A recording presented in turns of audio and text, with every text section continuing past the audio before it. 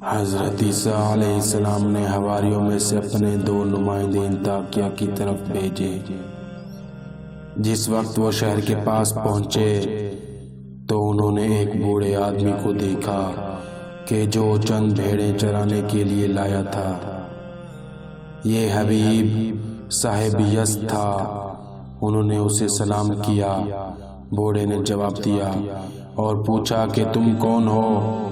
انہوں نے کہا کہ ہم عیسیٰ علیہ السلام کے نمائندے ہیں۔ ہم اس لیے آئے ہیں کہ تمہیں بتوں کی عبادت کے بجائے خدائے رحمان کی طرف دعوت دیں۔ بوڑھے نے کہا کہ تمہارے پاس کوئی معجزہ یا نشانی بھی ہے؟ انہوں نے کہا ہاں، ہم بیماروں کو شفا دیتے ہیں اور مادرزاد اندھوں اور برس میں مبتلا لوگوں کو حکم خدا سے صحت و تندرستی بخشتے ہیں۔ بوڑھے نے کہا میرا ایک بیمار بیٹا ہے کہ جو سال سے بستر پر پڑا ہے۔ انہوں نے کہا ہمارے ساتھ چلو تاکہ ہم تمہارے گھر جا کر اس کا حال معلوم کریں۔ بوڑھا ان کے ساتھ چل پڑا۔ انہوں نے اس کے بیٹے پر ہاتھ پھیرا تو وہ صحیح و سالم اپنی جگہ پر اٹھ کھڑا ہوا۔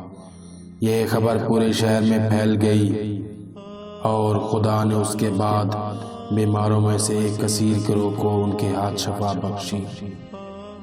ان کا بادشاہ بت پرست تھا۔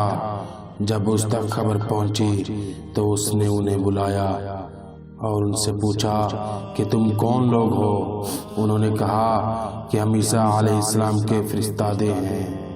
ہم اس لیے آئے ہیں کہ یہ موجودات جو نہ سنتے ہیں اور نہ دیکھتے ہیں، ان کی عبادت کے بجائے ہم تمہیں اس کی عبادت کی طرف دعوت دیں جو سنتا بھی ہے اور دیکھتا بھی ہے۔ بادشاہ نے کہا کیا ہمارے خداؤں کے علاوہ کوئی اور معبود بھی موجود ہے؟ انہوں نے کہا ہاں، وہی کہ جس نے تجھے اور تیرے معبودوں کو پیدا کیا ہے۔ بادشاہ نے کہا اٹھ جاؤ کہ میں تمہارے بارے میں کچھ سوچ بچار کروں۔ یہ ان کے لیے ایک دھمکی تھی۔ اس کے بعد لوگوں نے ان دونوں نمائندوں کو بازار میں پکڑ کر مارا پیٹا، لیکن ایک دوسری روایت میں ہے کہ عیسیٰ علیہ السلام کی ان دونوں نمائندوں کو بادشاہ تک رسائی حاصل نہ ہوئی اور ایک مدت تک وہ اس شہر میں رہے۔ ایک دن بادشاہ اپنے محل سے باہر آیا ہوا تھا تو انہوں نے تکبیر کی آواز بلند کی اور اللہ کا نام عظمت کے ساتھ لیا۔ بادشاہ غضبناک ہوا اور انہیں قید کرنے کا حکم دے دیا اور ہر ایک کو 100 کوڑے مارے۔ جس وقت حضرت عیسیٰ علیہ السلام کے ان دونوں نمائندوں کی تکذیب ہو گئی اور انہیں ذو ودکوب کیا تو حضرت عیسیٰ علیہ السلام نے شمعون الصفا کو ان کے پیچھے روانہ کیا جو حواریوں کے بزرگ تھے۔ شمعون اجنبی صورت میں شہر میں پہنچے اور بادشاہ کے اطرافیوں سے دوستی پیدا کر لی۔ انہیں ان کی دوستی بہت بھائی اور ان کے بارے میں بادشاہ کو بھی بتایا۔ بادشاہ نے بھی ان کو دعوت دی اور انہیں اپنے ہم نشینوں میں شامل کر لیا۔ بادشاہ ان کا احترام کرنے لگا۔ شمعون نے ایک دن بادشاہ سے کہا میں نے سنا ہے کہ 2 آدمی آپ کی قید میں ہیں اور جس وقت انہوں نے آپ کو آپ کے دین کے بجائے کسی دوسرے دین کی دعوت دی تو آپ نے انہیں مارا پیٹا۔ کیا کبھی آپ نے ان کی باتیں سنی بھی ہیں؟ بادشاہ نے کہا مجھے ان پر غصہ آیا کہ میں نے ان کی کوئی بات نہیں سنی۔ شمعون نے کہا اگر بادشاہ مصلحت سمجھیں تو انہیں بلا لیں تاکہ ہم دیکھیں تو صحیح کہ ان کے پلے ہے کیا۔ بادشاہ نے انہیں بلا لیا۔ شمعون نے یوں ظاہر کیا جیسے انہیں پہچانتے ہی نہ ہوں اور ان سے کہا تمہیں یہاں کس نے بھیجا ہے؟ انہوں نے کہا اس خدا نے کہ جس نے سب کو پیدا کیا ہے اور جس کا کوئی شریک نہیں ہے۔ شمعون نے کہا تمہارا معجزہ اور نشانی کیا ہے؟ انہوں نے کہا جو کچھ تم چاہو۔ بادشاہ نے حکم دیا اور ایک اندھے غلام کو لایا گیا جسے انہوں نے حکم خدا سے شفا بخشی۔